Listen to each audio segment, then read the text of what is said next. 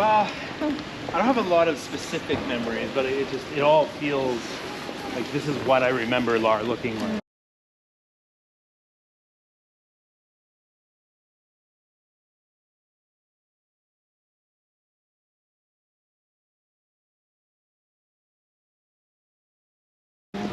Like I remember the old tower and the wall, and I remember the church specifically. Yeah. But the rest of it, this is exactly what it looked like. You know, like all the narrow streets. And,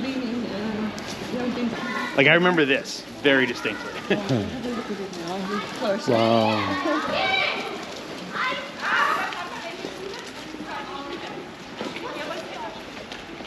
That is amazing.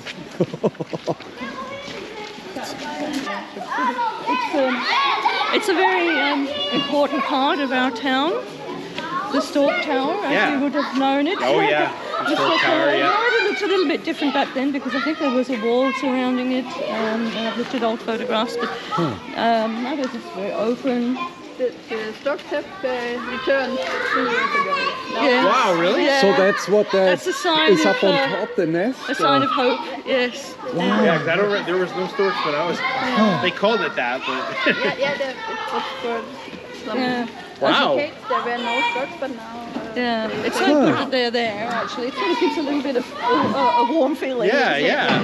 But we're standing now in front of what's left of the original lowland castle. It's called a lowland castle. Why? Because it was in the Rhine Valley. The noble family that built it, the Gerolds-Ecker, they later on they became more wealthy, more powerful, and built a much larger castle outside of town. But this was their first step to becoming a very powerful family in the area. Okay. They built. What we really have to understand about this building, or the rest of the building, is that before this castle was built, there was no town. Lahr didn't exist at that stage. There were, of course, people living in the area, in outlying farms, small holdings, but it was not a town or a centre in any sense. So what happened in 1218 is that there was a very powerful family in Germany called the Zähringer. They grounded Freiburg and some other towns in this region, and their last remaining son died without any heirs. Yeah. So they lost a bit of power, and it was the time of Frederick II, who was known as the Hohenstaufen King. He wanted to push into this area and gain some sort of power and say in the area. So he was looking for allies. And this Gerolds-Ecker family, they were at this stage not of great importance. They lived outside of town on a little mountain. But there's evidence that they did meet with Frederick II and made an agreement to build a castle here in Lahr, as what wasn't Lahr, in order to give the king a bit of a push of power into the area.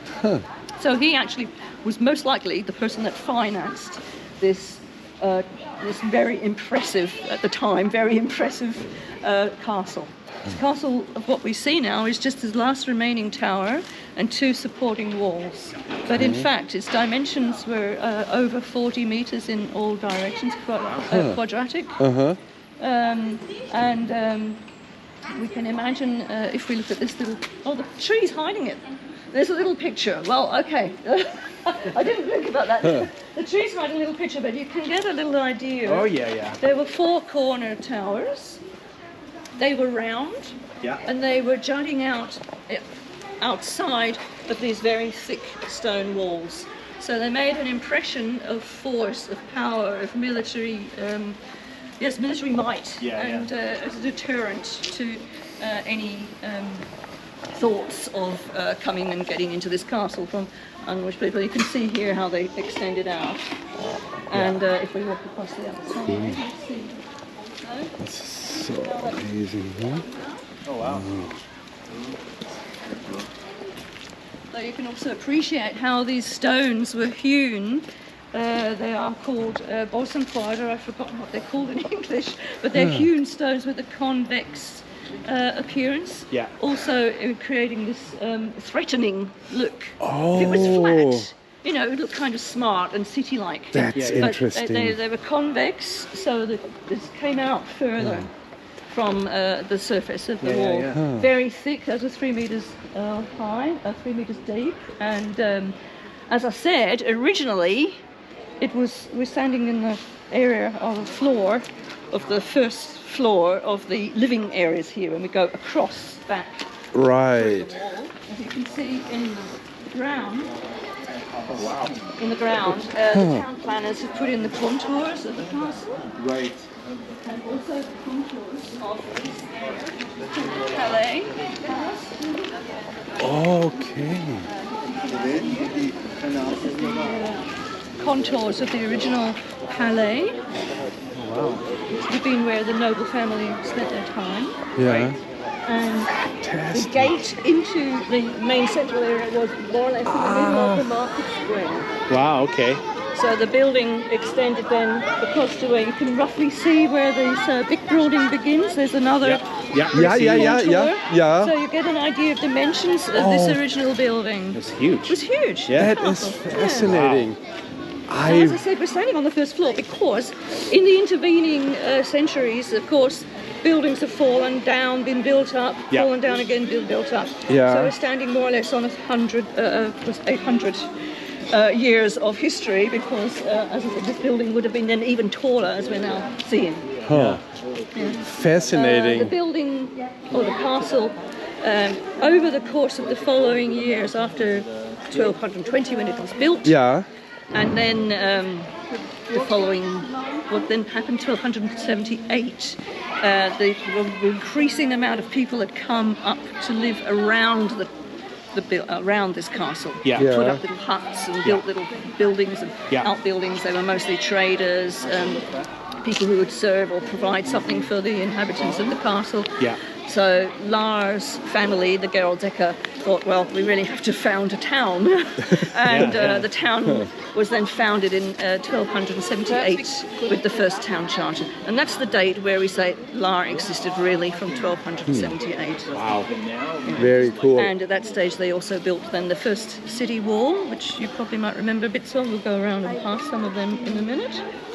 And so that's a bit of our background. What happened with this building and why there's so much little left of it is Yeah.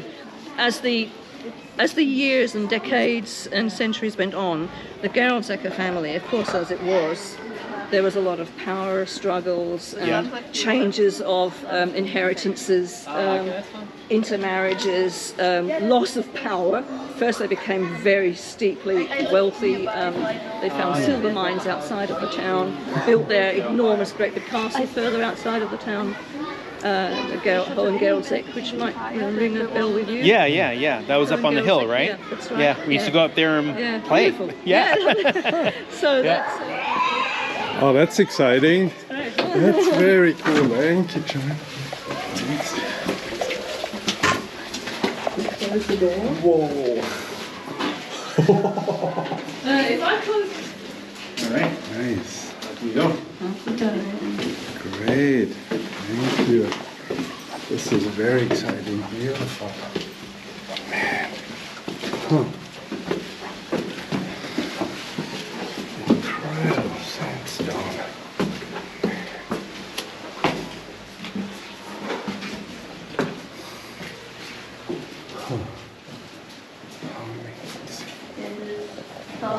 Here, there's a little exposition about the reconstruction because it was very damaged. Okay.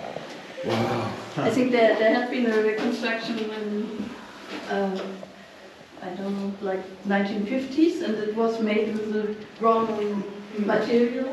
And it damaged the stones. So they had to put it all out. Yeah. And take another thing, because sandstone doesn't work together with cement. Yes. Right. Yeah. Because it takes yeah. the Moisture. Moisture, yeah. Right. Ah. Yeah, and then the building loses substance. Yeah. Instead of maintaining the building, it worsens. Yeah. And nowadays, Fascinating.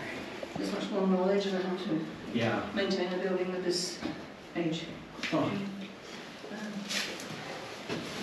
Oh, here comes. slow. So, Elise, would that be part of your job to develop like signage like this, and you would research and develop text like that's Yeah, part yeah, of your yeah. position with the city? Yeah. Interesting. That's fascinating.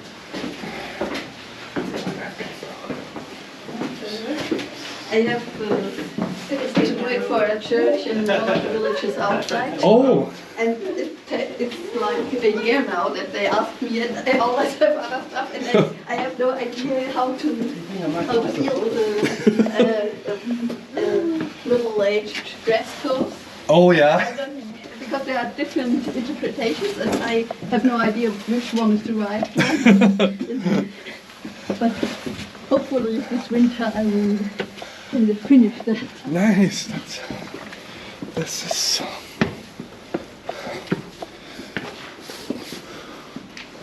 Wow.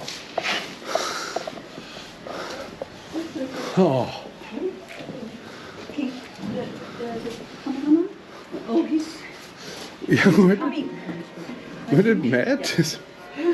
Wow. Very cool. Oh, wow. Look at this. That's where we're going to get up to. Okay. Amazing up there.